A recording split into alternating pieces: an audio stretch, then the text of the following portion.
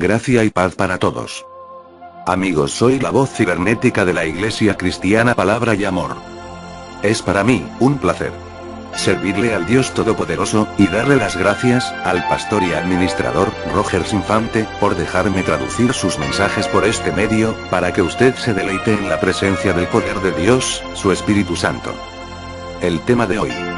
Ahora mira tu casa, que no esté abandonada y desolada. Por el pastor y administrador, Rogers Infante. Mensaje del domingo 29 de septiembre de 2013 en la Iglesia Cristiana Palabra y Amor. Gracia y paz para todos mis hermanos en la obra de Dios Padre y de su Hijo Jesucristo, el Cordero inmolado que hoy se encuentra sentado a la diestra del Todopoderoso. El mensaje de hoy trata del libro de Lamentaciones. Mirando su contexto, podemos asegurar que este libro es una serie de poemas fúnebres que marcan la destrucción de Jerusalén y del templo. Este libro fue escrito en forma de acróstico. Usted podrá apreciar que en cada uno de los 22 versículos de los capítulos 1, 2, 4 y 5 empiezan con una letra consecutiva del alfabeto hebreo. Podemos analizar que en el capítulo 3 encontramos 3 versículos por cada letra. Lamentaciones es un libro que revela el corazón sufriente de Dios por el pecado. Jeremías 13, 17. Dice: y si todavía se rehúsan a escuchar, lloraré a solas a causa de su orgullo. Mis ojos no podrán contener las lágrimas porque el rebaño del Señor será llevado al destierro.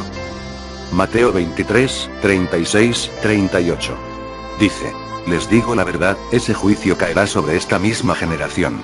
Oh, Jerusalén, Jerusalén, la ciudad que mata a los profetas y apedrea a los mensajeros de Dios. Cuántas veces quise juntar a tus hijos como la gallina protege a sus pollitos debajo de sus alas, pero no me dejaste. Y ahora, mira, tu casa está abandonada y desolada. El libro de Lamentaciones es una colección de 5 endechas fúnebres conmemorando la caída y destrucción de Jerusalén ante los babilonios en el 586 a.C. Lo importante del libro es que Jeremías presenció este trágico suceso, y se le partió el corazón al ver a Jerusalén y el templo destruido. Al ver el pueblo masacrado y los prisioneros llevados cautivos a Babilonia. En el contexto del libro, usted podrá ver las lágrimas del profeta y al mismo tiempo usted aprenderá 5 importantes lecciones acerca de Dios y su voluntad. 1. Su juicio. Lamentaciones 1. 1:6, en este capítulo se compara la ciudad de Jerusalén con una reina o princesa que de repente se queda sola y la despojan de toda su riqueza y hermosura. Antes ella estaba llena, ahora está vacía. Antes a ella la honraban, ahora está en desgracia. Su esplendor y gozo fue reemplazado por ruinas y lágrimas. Sus grandes victorias ahora se pierden en la tragedia y la derrota. ¿Por qué? Esto sucedió porque en vez de amar a Jehová de los ejércitos, decidió cortejar a muchos amantes. Esto lo vemos en el versículo 2. Y no solo eso, sino que adoró a los dioses falsos de las naciones paganas. Ahora esas naciones paganas se han convertido en sus enemigas. Todos sabemos que el pecado siempre trae aflicción y tragedia. En Lamentaciones 2, Jeremías explica que Dios no será más su amigo, sino que Dios ahora consideraba a ese pueblo su enemigo. Antes, Dios luchaba las batallas de ellos, y las victorias eran contundentes, pero ahora era demasiado tarde. Si usted observa en la palabra de Dios, podrá darse cuenta que la terrible consecuencia del pecado los llevó a que comieran a sus propios hijos, debido al hambre que se presentó. Lamentaciones 2, 20. Dice: oh Señor, piensa en esto. ¿Debieras tratar a tu propio pueblo de semejante manera? ¿Habrán de comerse las madres a sus propios hijos, a quienes mecieron en sus rodillas? ¿Habrán de ser asesinados los sacerdotes y los profetas dentro del templo del Señor? Más adelante en Lamentaciones 4, 10, dice: mujeres de buen corazón han cocinado a sus propios hijos. Los comieron para sobrevivir el sitio. Ahora, Jeremías 19, 9 dice: me ocuparé de que sus enemigos sitien la ciudad hasta que no haya más comida. Entonces los que queden atrapados adentro se comerán a sus hijos, a sus hijas y a sus amigos. Caerán en una profunda desesperación. Jerusalén no solo perdió su esplendor, gozo, riqueza y hermosura, sino que también perdió su testimonio, por eso todos los paganos se ríen de ella. Lamentaciones 2, 15, 16 dice: todos los que pasan por tu camino te abuchean. Insultan a la bella Jerusalén y se burlan de ella diciendo: ¿Es esta la ciudad llamada la más bella del mundo y la alegría de la tierra? Todos tus enemigos se burlan de ti. Se mofan, gruñen y dicen: por fin la hemos destruido. Hace mucho que esperábamos este día, y por fin llegó.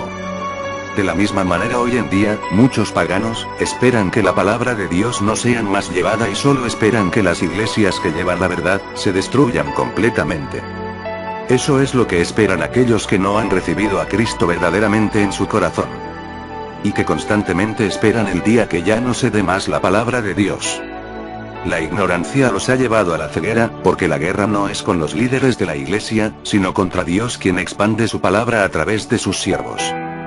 Dios obrará terriblemente contra ellos, quitándoles su trabajo, trayendo enfermedad y discordia entre los miembros de su casa, es decir, los hijos no obedecerán a los padres y los esposos no se respetarán más, y su casa será presa del terror y la ruina. Cuando Dios decide castigar al rebelde, la experiencia no es nada fácil. Por eso el pecado siempre va a hacer que el pecador pierda o sea un fracasado. 2. Su justicia. Lamentaciones 1, 18, 22. Estamos cosechando simplemente lo que sembramos, es el clamor del profeta. Los terribles juicios que llegaron a Jerusalén eran solo lo que la ciudad y la nación merecían. Muchos hoy en día se están rebelando contra la palabra de Dios, y Jerusalén no era la excepción. Nos hemos rebelado contra su palabra. La rebelión siempre acarrea la disciplina.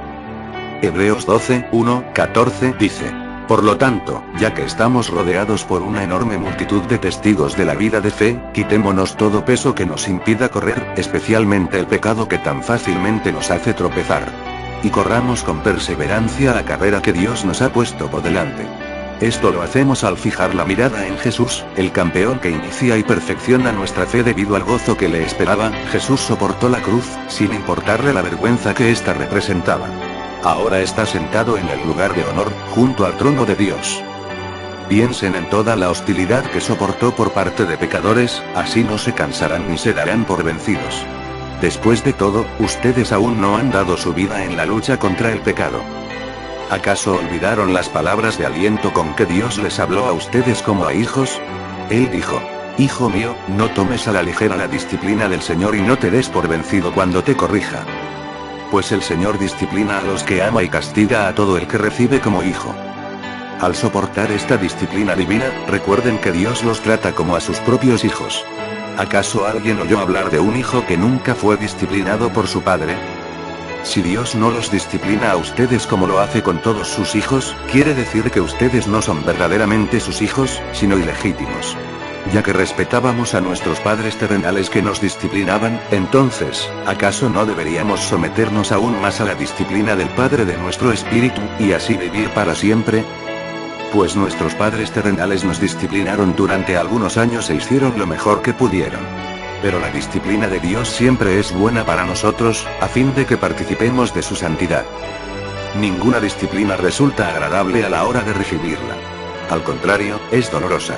Pero después, produce la apacible cosecha de una vida recta para los que han sido entrenados por ella. Por lo tanto, renueven las fuerzas de sus manos cansadas y fortalezcan sus rodillas debilitadas. Tracen un camino recto para sus pies, a fin de que los débiles y los cojos no caigan, sino que se fortalezcan.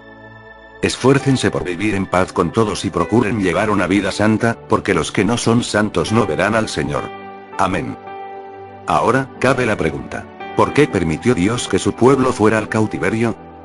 Por la sencilla razón de enseñarles a que confiaran en Él, y a obedecer su palabra. En el versículo 19 Jeremías menciona los siguientes. 1. Los amantes, es decir, los falsos dioses y las naciones paganas en quienes Judá confiaba cuando se veía en problemas. 2.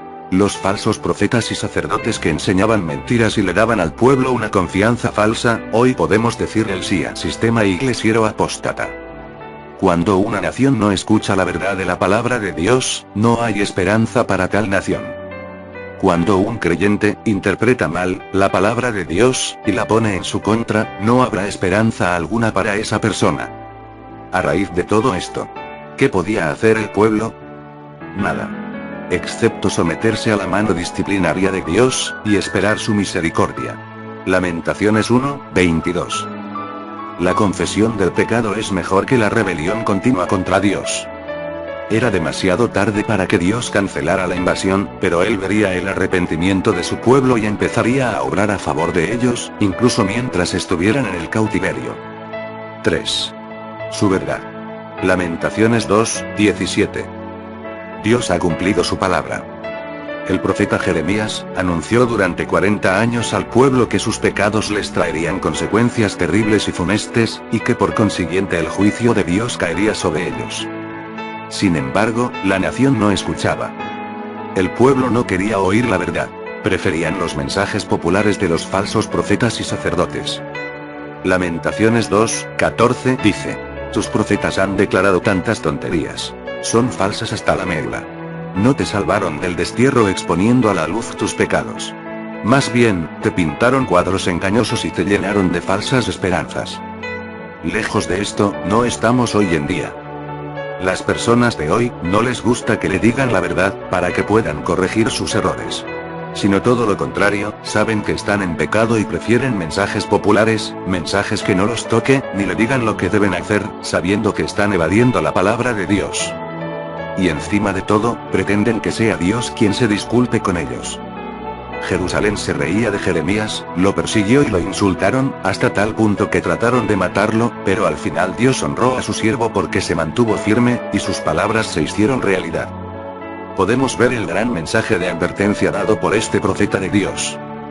Jeremías 4:5-10 dice: griten a la gente de Judá y proclamen a los de Jerusalén. Díganles que toquen alarma en toda la tierra. Corran y salven sus vidas. Huyan a las ciudades fortificadas. Levanten una bandera de señales como una advertencia para Jerusalén. Huyan de inmediato. No se demoren. Pues desde el norte traigo una terrible destrucción sobre ustedes. Desde su guarida un león acecha, un destructor de naciones. Ha salido de su guarida y se dirige hacia ustedes. Arrasará su tierra. Sus ciudades quedarán en ruinas, y ya nadie vivirá en ellas. Así que póngase ropa de luto y lloren con el corazón destrozado, porque la ira feroz del Señor todavía está sobre nosotros. En aquel día, dice el Señor, el rey y los funcionarios temblarán de miedo. Los sacerdotes quedarán paralizados de terror y los profetas, horrorizados. Entonces dije: oh soberano Señor, el pueblo ha sido engañado por lo que dijiste, porque prometiste paz para Jerusalén. Sin embargo, la espada está en su cuello. Si seguimos leyendo, vamos a encontrar que en el capítulo 5 verso 30 y 31 usted podrá observar la descripción de la nación creyendo mentiras. Jeremías 5:30-31 dice: algo terrible y espantoso ha sucedido en este país. Los profetas dan profecías falsas, y los sacerdotes gobiernan con mano de hierro. Peor todavía, a mi pueblo le encanta que sea así. Ahora bien, ¿qué harán ustedes cuando todo esto llegue a su fin? Seguramente suena muy contemporáneo. Pero en Jeremías 6:13-14 compara a los falsos profetas con los médicos que ocultan los síntomas, pero no curan la enfermedad. Jeremías 8:11 y 21 al 22 dice: ofrecen curas superficiales para la herida mortal de mi pueblo. Dan garantías de paz cuando no hay paz. Sufro con el dolor de mi pueblo, lloro y estoy abrumado de profunda pena. ¿No hay medicina en Galaad? ¿No hay un médico allí? ¿Por qué no hay sanidad para las heridas de mi pueblo? Lo que estamos viendo aquí, es que el profeta Jeremías explica lo que le ocurre a un pueblo cuando rechaza la verdad de la palabra de Dios y cree en las mentiras de los hombres. Sin embargo, aunque a muchos le fastidie y se molesten por oír la verdad de la palabra de Dios, esta seguirá firme, así como lo hizo en los días del Antiguo Testamento y los apóstoles del Nuevo Testamento. Dios está levantando nuevos levitas, en esta generación, y el tiempo ha llegado cuando la gente no puede soportar la sana doctrina, sino que quiere en su lugar predicadores que le acaricien los oídos, le soben los pies por donde caminan y les entretengan con un mensaje de falsa esperanza y falsa seguridad. Segunda de Timoteo 4:1-5 dice: en presencia de Dios y de Cristo Jesús, quien un día juzgará a los vivos y a los muertos cuando venga para establecer su reino, te pido encarecidamente, predica la palabra de Dios. Mantente preparado, sea o no el tiempo oportuno. Corrige, reprende y anima a tu gente con paciencia y buena enseñanza. Pues llegará el tiempo en que la gente no escuchará más la sólida y sana enseñanza. Seguirán sus propios deseos y buscarán maestros que les digan lo que sus oídos se mueren por oír. Rechazarán la verdad e irán tras de mitos. Pero tú debes mantener la mente clara en toda situación. No tengas miedo de sufrir por el Señor. Ocúpate en decirles a otros la buena noticia y lleva a cabo todo el ministerio que Dios te dio. Qué maravilla cuando encontramos en la palabra de Dios frases como: no te dejes amedrentar. Sé firme. Ocúpate de decir la verdad. No tengas miedo. Y lleva a cabo todo el ministerio que Dios te dio. No cabe duda que Dios juzgará a este mundo, a pesar de lo que digan los falsos profetas y enseñan los falsos líderes de las iglesias apóstatas del SIA. 4. Su corazón. Lamentaciones 1, 12 al 16. El profeta Jeremías revela el corazón de Jehová, destrozado por los pecados de su pueblo. Pero debemos saber que el juicio es la extraña obra de Dios. Dice la palabra de Dios en Isaías 28, 21. El Señor vendrá, como lo hizo contra los filisteos en el monte Perazim, y contra los amorreos en Gabaón. Vendrá para hacer algo extraño. Vendrá para hacer algo poco común. El Señor no nos aflige porque quiere. Incluso cuando Dios castiga a su pueblo, está con ellos en su sufrimiento. Isaías 63, 9 dice: cuando ellos sufrían, Él también sufrió, y Él personalmente los rescató. En su amor y su misericordia los redimió. Los levantó y los tomó en brazos a lo largo de los años. En otras palabras, el Señor al que ama castiga. Las lágrimas de Jeremías nos recuerdan que Dios ama a los suyos, incluso cuando son rebeldes, y que su amor hacia ellos jamás cambia. Cuando las personas pasaban por las ruinas, Jeremías les preguntaba: ¿acaso no se conmueven cuando pasan por el camino y ven todo en ruinas? Dios, en su amor, nos ha advertido que el pecado traerá su juicio inminente. Desde el mismo Moisés, el Señor advirtió a Israel que no siguiera a los dioses falsos. Esto lo podemos ver en Levítico 6 y Deuteronomio 28. Su amor por nosotros, hoy envía a nuevos levitas, que no se dejen amedrentar, con el propósito de prevenirnos de su pronto juicio. En 2 de Crónica 36, 15 al 17 dice que repetidas veces el Señor, Dios de sus antepasados, envió a sus profetas para advertirles, porque tenía compasión de su pueblo y de su templo. Sin embargo, el pueblo se mofaba de estos mensajeros de Dios y despreciaba sus palabras. Se burlaron con desprecio de los profetas hasta que el enojo del Señor no pudo ser contenido y ya no se podía hacer nada. Entonces el Señor mandó al rey de Babilonia contra ellos. Los babilonios mataron a los hombres jóvenes de Judá, y los persiguieron incluso dentro del templo. No tuvieron compasión de la gente, y mataron tanto a los jóvenes como a las muchachas, a los ancianos y a los débiles. Dios los entregó a todos en manos de Nabucodonosor. Amén. Es decir, el pueblo de Dios en esos días, como en este tiempo, no desean escuchar su palabra. Ahora, Dios en su amor, tenía que castigarlos para enseñarles las lecciones que no querían aprender. 5. Su fidelidad. Lamentaciones 3, 18 al 36. Aquí, en el corazón de este libro, hallamos una de las más grandes confesiones de fe que se hallan en toda la Biblia. Jeremías se explayó en sus aflicciones, y en el sufrimiento de su pueblo, pero alzó sus ojos al Señor, y este fue el punto decisivo.